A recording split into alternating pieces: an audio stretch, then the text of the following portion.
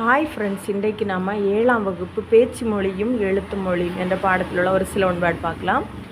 First சரியான விடையை தேர்ந்தெடுத்து எழுதுக. மொழியின் முதல் நிலை பேசுதல், கேட்டல் ஆகியனவாகும். மொழியின் முதல் நிலை பேசுதல் டேஸ் ஆகியனவாகும். கேட்டல். ஒலியின் வரி வடிவம் டேஸ் ஆகும். எழுத்து. ஒலியின் வரி வடிவம் டேஸ் ஆகும். எழுத்து. தமிழின் கிளைமொழிகளில் ஒன்று தெலுங்கு. தமிழின் கிளைமொழிகளில் ஒன்று தெலுங்கு.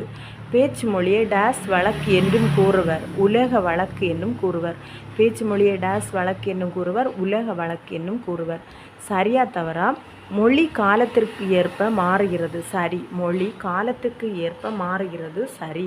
எழுத்து மொழி காலம் கடந்தும் நிலைத்து நிற்கிறது. சரி. எழுத்து மொழி காலம் கடந்தும் நிலைத்து நிற்கிறது. சரி. பேசுபவரின் கருத்திற்கு ஏற்ப உடனடி செயல்பாட்டிற்கு உதவுவது எழுத்து மொழி. தவறு. ஓகே ஃப்ரெண்ட்ஸ், லைக் பண்ணுங்கள், ஷேர் பண்ணுங்கள், மறக்காமல் சப்ஸ்கிரைப் பண்ணிக்கோங்க.